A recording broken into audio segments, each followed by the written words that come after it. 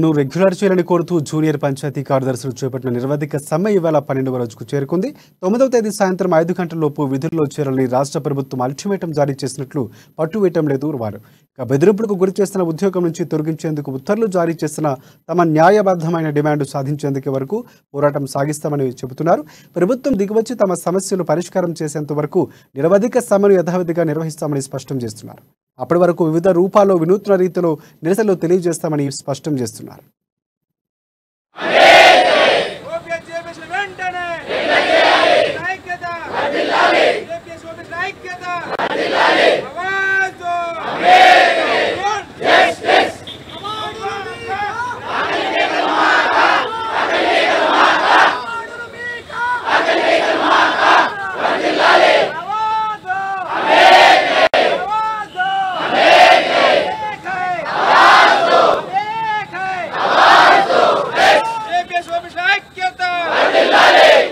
Join అయినప్పుడు మాకేం చెప్పిండ్రు, మీకు ఒకటి బేసిక్ సర్వీస్ కండిషన్స్ అని చెప్పేసి ఒక అపాయింట్మెంట్ లెటర్ ఇచ్చిండ్రు. మీరు అపాయింట్మెంట్ లెటర్లో క్లియర్గా 7 పాయింట్లు చెప్పిండ్రు. దాంట్లో ఎక్కడ ఒక యూనియన్ పెట్టుకోవడము అనేది మెన్షనే చేయలేరు. అసలు బాండ్ అనేదే లేదు. మీరు ఇచ్చిన బేసిక్ సర్వీస్ కండిషన్స్లో బాండ్ ఎక్కడున్నదో మీరు ఒకసారి సరి చూసుకోండి. ఆ ఇచ్చిన లెటర్ని మీరు నిన్న ఒకసారి క్షుణ్ణంగా పరిశీలించిండ్రో లేదో అనేది చూసుకోండి.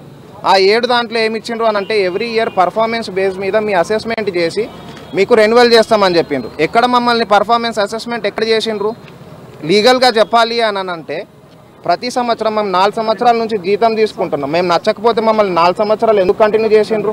25 ఏళ్ళప్పుడు మేము జాబ్లో జాయిన్ అయినాము. జాబ్లో జాయిన్ అయితే ఏంది, ఆశతోనే కదా, గవర్నమెంట్ ఉద్యోగం అన్నట్టనే కదా జాయిన్ అయినాము. ఇప్పుడు 30 ఏళ్ళు వచ్చినాయి, మమ్మల్ని నడు సముద్రంలో ముంచుతారా మీరు? మాకు నోటిఫికేషన్లో ప్రొబేషన్ పీరియడ్ అని అన్నారు, కానీ నిన్న ఇచ్చిన లెటర్లో మాత్రం మా సర్వీస్ని కాంట్రాక్ట్ బేసిస్ కింద తీసుకుంటున్నారు. సో అప్పుడే క్లియర్గా చెప్పాల్సింది కదా, కాంట్రాక్ట్ కిందనే మేము మిమ్మల్ని రిక్రూట్ చేస్తున్నామని.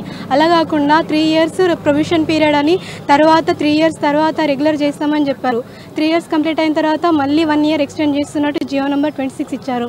సో అది బేస్ చేసుకొని మేము అప్పుడు ఏం చేయకుండా తర్వాత వర్క్ చేసి 4 ఇయర్స్ కూడా కంప్లీట్ చేసుకున్నాం. అయినా కూడా 4 ఇయర్స్ తర్వాత కూడా మాకు ఎలాంటి ఇంటిమేషన్ కానీ జియో కానీ ఇస్తున్నట్టు రెగ్యులర్ చేస్తామని కానీ ఎక్కడి నుంచి కూడా మాకు హోప్ రాలేదు. వాళ్ళు ఇచ్చిన నోటిఫికేషన్, వాళ్ళు తీసుకున్నటువంటి బాండ్ ఇచ్చిన నోటిఫికేషన్ ఏమి ఇచ్చారు, 3 ఇయర్స్ తర్వాత మిమ్మల్ని రెగ్యులర్ చేస్తాము, పర్ఫార్మెన్స్ అసెస్మెంట్ చేసి అన్నారు. అయితే ఇంట్లో మాకు సంఘాలు పెట్టుకోవద్దు, కోర్టుకు వెళ్ళొద్దు అగెనెస్ట్ గానే ఉన్నది.